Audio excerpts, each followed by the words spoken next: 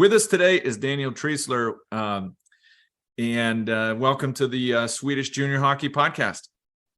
Thank you very much. Thanks for having me. I appreciate it. This episode is brought to you by Scandlux, your home for Scandinavian luxury products for the U.S. market. You can find us at scandlux.com. So we've had, now you are the third Danish sort of person that is on the podcast, but not really Danish quite yet. So very, very eclectic background. And so give us a little bit of background who Daniel Triesler is. Well, at this current given day, I'm a 34-year-old American who has seen Scandinavia inside and out, kind of on a little ice hockey adventure. My goal when I was younger was to explore Scandinavia for all of the different types of hockey adventures and games and levels and leagues that it had to offer, and kind of come up with my own mindset of what the Scandinavian hockey development system was and what it kind of meant to me and how it could kind of mold me into the hockey person that I wanted to become. So yeah, I'm currently over in Copenhagen, Denmark. I've been in Denmark for 4 years now. Before that, it was 3.5, almost 4 years in Sweden. Played junior and college hockey on the East Coast. I was originally from Dover, Delaware, and just an East Coast kid trying to live out his dreams of doing hockey for the rest of his life. So I'm one of many, but coming from Delaware, we didn't have that many arenas, so I kind of had to figure it out on my own.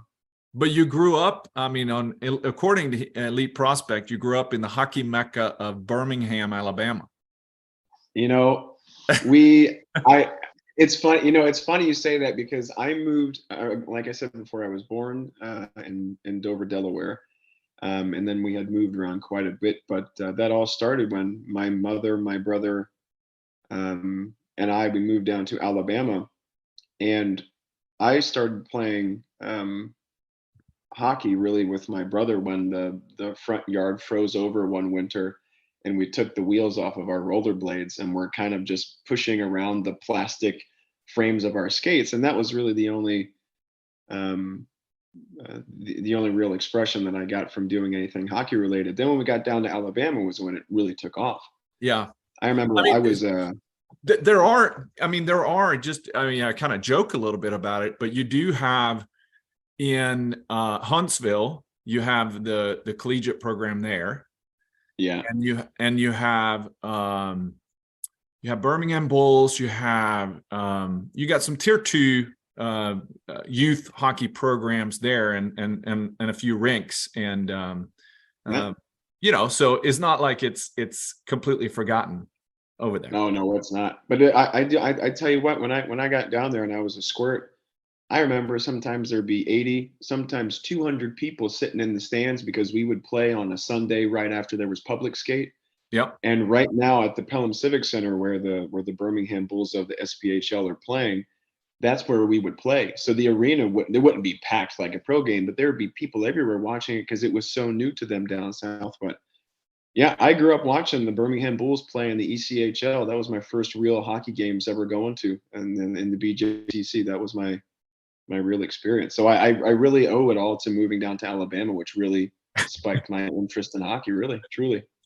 Yeah, that is a little bit different for sure. But fast forward, okay, so you played at the ACHA level in Bryn Athyn, is that how you pronounce it? Bryn Athyn College in Northeast Philadelphia. Yes. Oh, it's in Philadelphia. I was going to ask where that was. But then you eventually ended up in Sala, Sweden, which I think we talked offline, and I Sala is kind of like in the middle of everybody has to go through the roundabout in Sala to get north to Dalarna and where everybody wants to go. And you either go through there to get to Borlänge, or you go up and from Uppsala and go on the east coast to Gävle. But I've been through there many times. I've never actually been in the rink in Sala, but you told me about your how heavily they recruited you, and how many offers that you got. Right now, just kidding, but I think it's an interesting story about how you sought yourself over there and started networking, and similar to Leo Girard and Ian Gately, about, hey, I'm a US guy, I want to move over to Sweden, and how do I find a place to play? Yeah, and I think it it all started when I was younger. Like you and I had spoken offline, seeing the, in USA Hockey Magazine, sometimes they would have the pictures of the European players with other advertisements and the really cool fancy jerseys, and I thought that was fantastic. When someone said, when we're little, we always want to go to the NHL, and then you realize that it's not conceivable. But then, we always hear that would be an option to maybe try to go over to Europe. So that kind of became my goal. And when I got done playing college, I had to take a season off. I was taking care of my grandmother at the time, and then I moved across the country to Arizona with someone I was with at that current moment in time, and kind of got my life together, and then really started to hammer in. I reached out to a few agents, a few advisors, and to be completely honest, that really didn't work out too well. Wasted some money, got jacked around here left and right, and it didn't quite work out.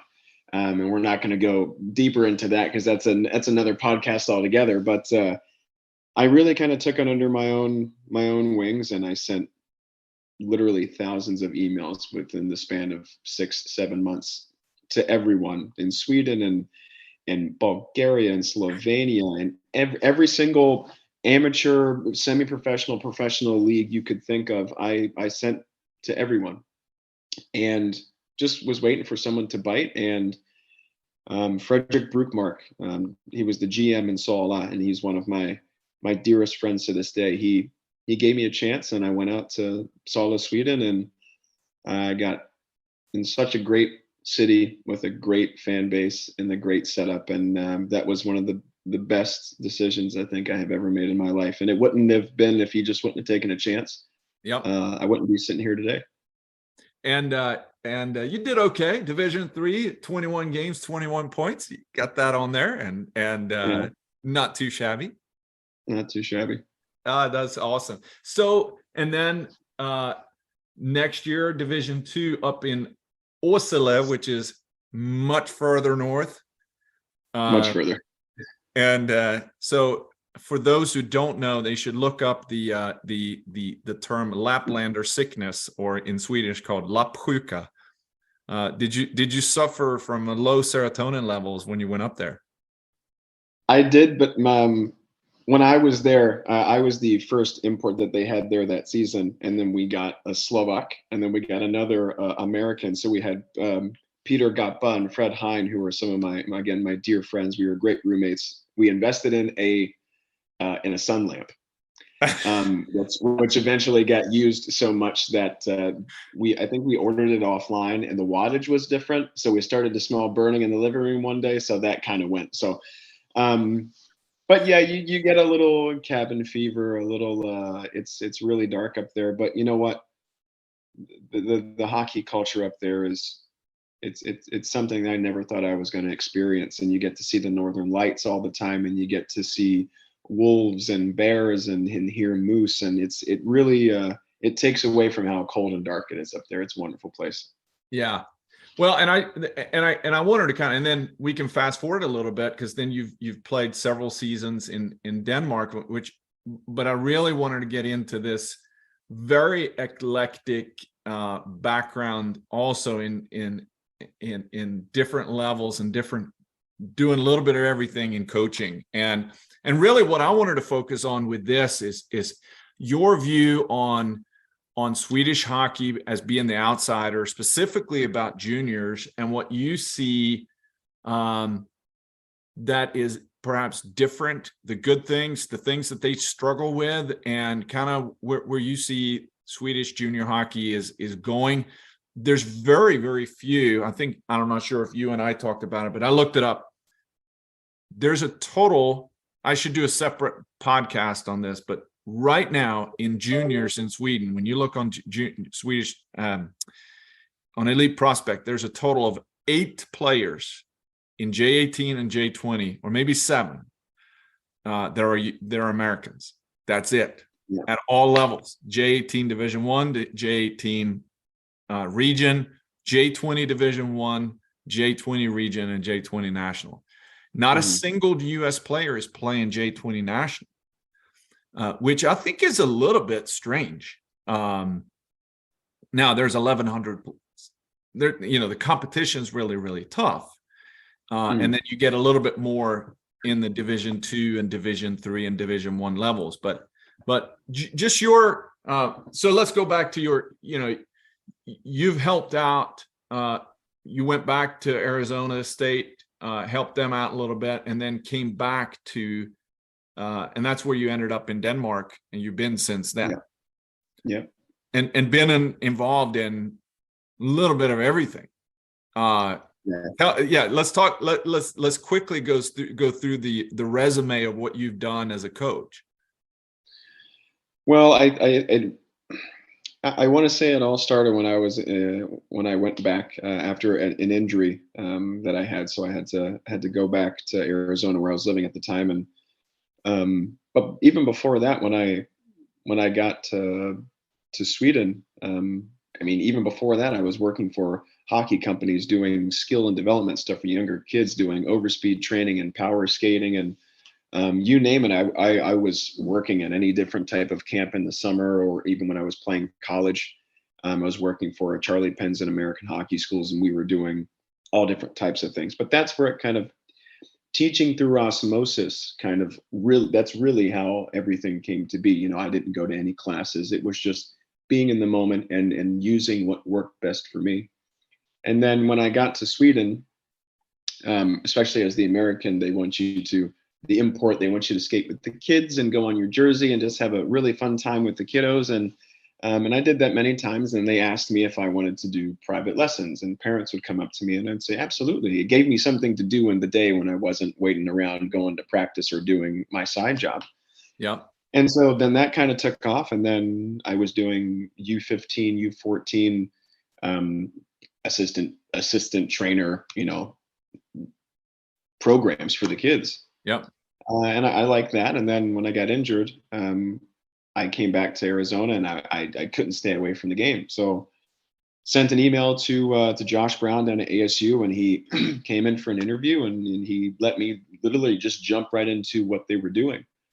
And I was able to kind of give my flavor on the recruiting side and the scouting side and the coaching side. And then from there, I realized that I could kind of do, both if I wanted to. So when I moved to Denmark, when you're a hockey person here, they really, when you say I want to do work full time, they really go at it. We're working all day, doing skill session at 5:45 in the morning. After that, you're doing scouting reports, you're breaking down video, then you're doing U13, U14, U15, U17 at 5 different cut clubs consulted throughout the city, and then sometimes going over to Sweden and working over there. So it just kind of morphed into whoever needed me at the time. I was there.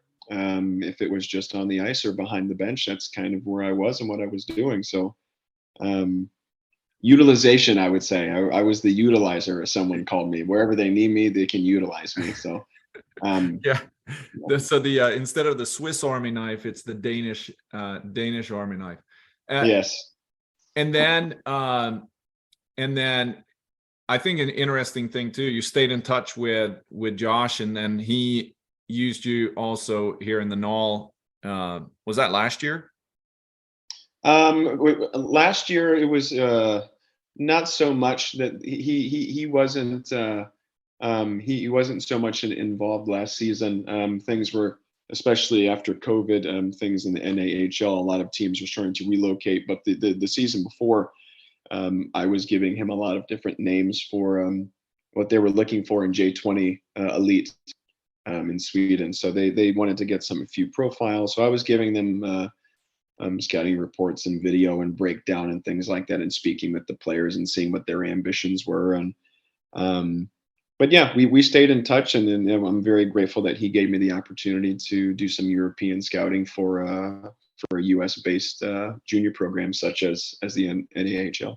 Yeah. So I'm curious about your opinion then. So I just had Kim Hilmerson, who's playing North American Hockey League, a Swedish kid from Uppsala, 04, big kid. We just recorded and he's going to be probably released here before this one airs. So hopefully everybody can listen on that one. Great kid. And he plays in the North American Hockey League, but he played 3 years in U15, U16, U17 AAA here for Seacoast Performance Academy up in New Hampshire.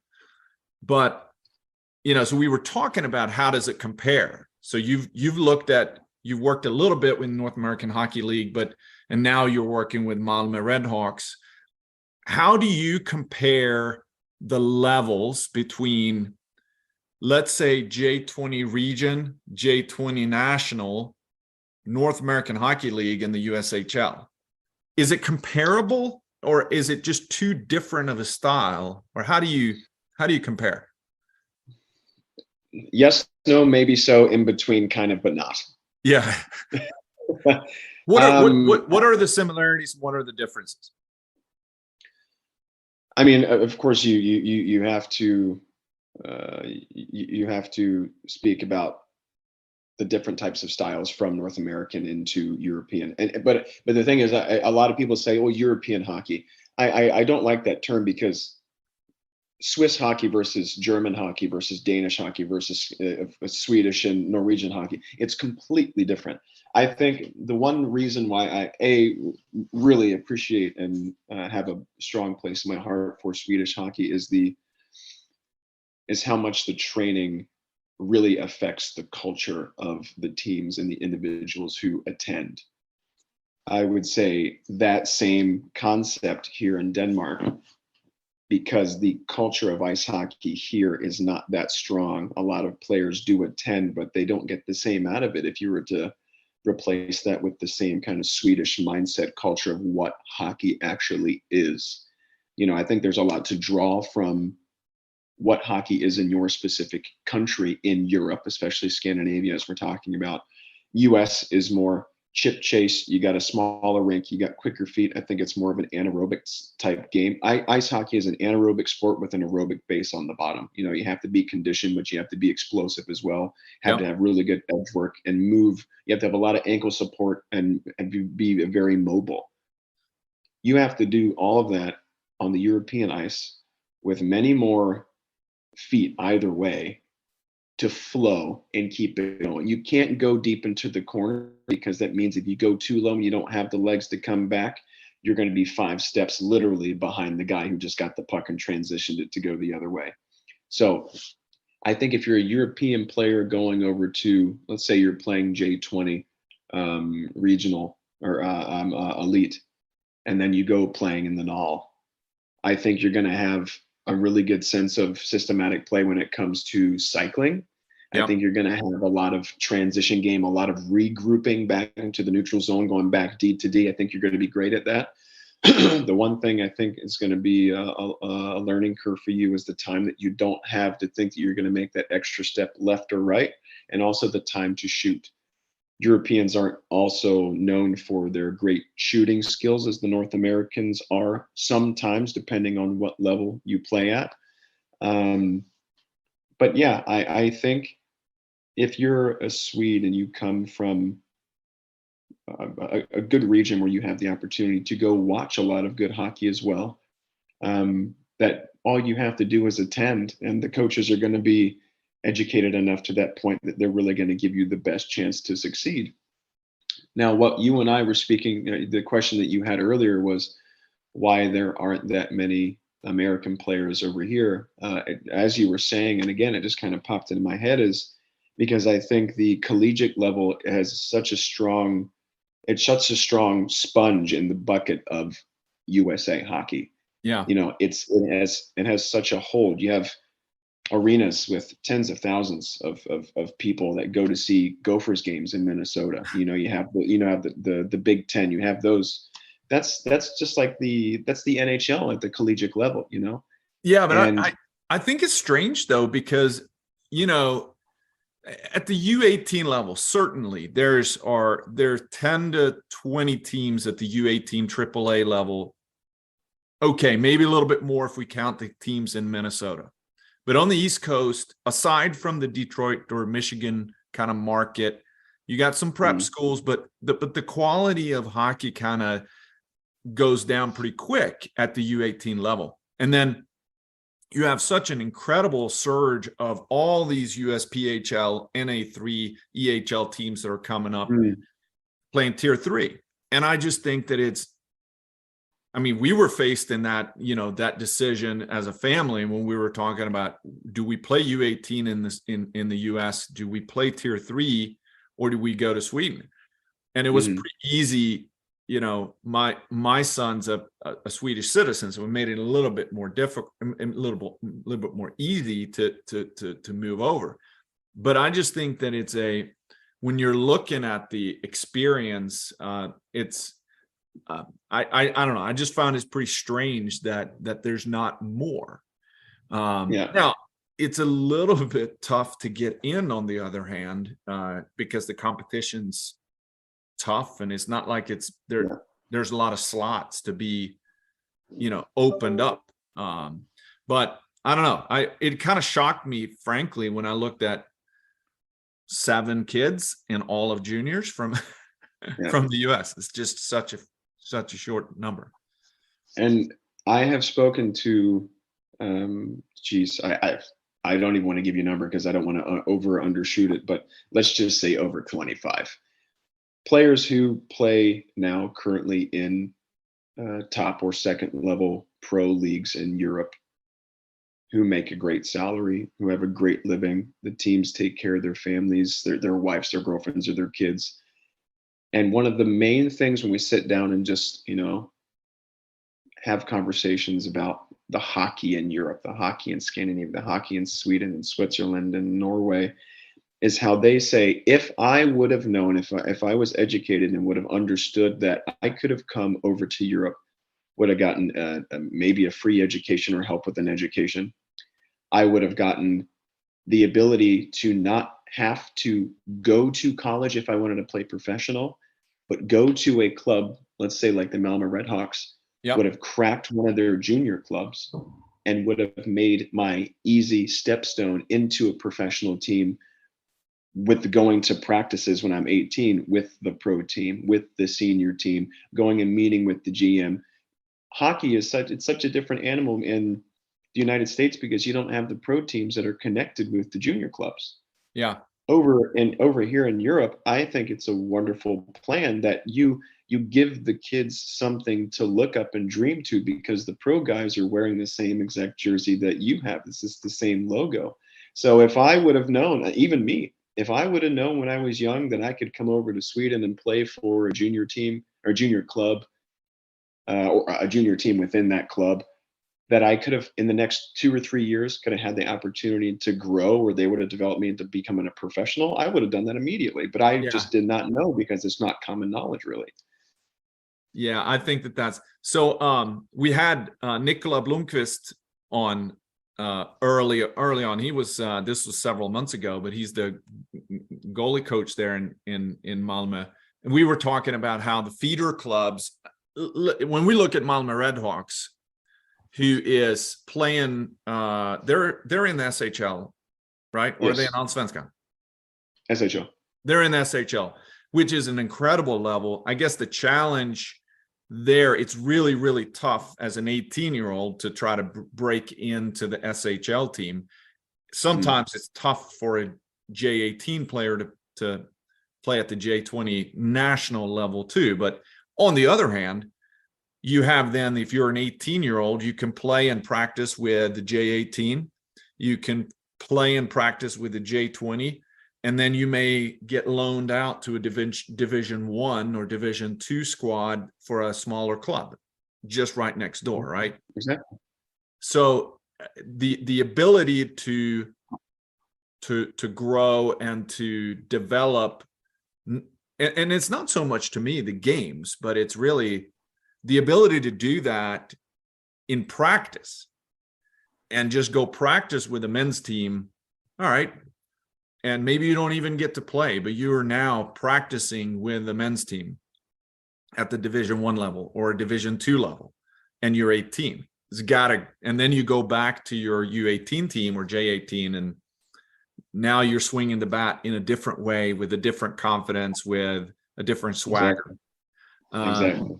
And you compare that to, all right, I'm playing on a U18 team, AAA, or playing in the Beast, or playing in the high school league in Minnesota. I'm only playing with that team. I'm only playing against the same birth year. If I'm a U17 AAA, I'm playing against U17 AAA. I don't practice with anybody else. With the same guys all the time. I'm not growing as much as a person. We're going to the same tournaments all over, meeting the same size, same kind of player. And I don't know. I just think that which one has a higher potential to create a better hockey player, a better person, a more well-rounded person. I don't know. I'm sold on it, as you can tell. And I always, I mean, even since I really started to do a lot of the deep dive into the scouting world at the professional level, I'm so curious. That's one of the things that really spikes my interest every time I see these young kids who are just absolutely tearing up NCAA or absolutely tearing up the USHL or the junior levels. And I want to know, like, and when you're at that level of competitiveness, at that level of elite, where, what, when, and how is that trigger that says you're ready? Because if you're there at that level, and this could be for all sports, but you play against the guys that you're better as, but they are at your level of age, your level of physical, mental maturity. Oh, maybe not mental, but physical maturity. And then you make that jump maybe from the NCAA to the NHL. Where does that connectivity, what's that in between? How much is it you? How much is it luck? How much is it the actual skill? How much is it that summer where you have that excitement and that skill development that you get working with the pro team? How long does that take? That's the stuff that really kind of gets my mental processes firing. Yeah. So let's wrap it up by asking this question, because we could go on for hours. What do you think is the most important, or what's the determining factor, if you were going to say maybe one or two things that when you're looking at that 16-year-old, that 18-year-old, that you see that is like, what is it that stands them out, or that stands out that you see as this guy's got potential? Besides, maybe, of course, you're going to have to be a good hockey player and so on, but yeah, I mean, it can take anyone to see the kid who scored 3 goals on the ice and say, wow, he's faster than everyone else. Yes, because it's obvious that he's standing high and above and leaps and bounds above everyone else. But what I really look at, and this goes from junior, professional, mini mites to the C leaguers who are playing beer league. I want to know what you're going to do without the puck, and I want to look at your body language, because those are the two important things. If the shift goes good, if the shift goes bad, are you between the whistles? Are you talking to your line mate when you come off the ice? Do you have communications with your guys off the ice on the bench? Are you speaking to yourself? Are you having mental visualizations? I'm staring at the guy just to see what's going on, and I want to see what he's doing at the puck that will ultimately lead up to when he makes a mistake. What happens after? When he was doing that great thing, maybe he got a turnover. Maybe he turned the wrong way on the cycle. He got pushed down. I want to know what happens when he's not active with the puck that might lead up to something that he can do very great or positive. That's gonna enhance his performance and also enhance the performance of the club or the team. So body language and what you do without the puck, especially when I look at players, is huge for me. Yeah. And I really hone in on those two things. Well, great advice. And Daniel, thank you for jumping on Everybody go in and look at Daniel Triesler's background. Is Triesler, and a nice little European jersey on the profile picture with some European commercial or advertisement on there, of course. Yep. So thanks for jumping on, and let's make sure we stay in touch. Okay. Absolutely. Thank you so much. I really appreciate All it, right. man.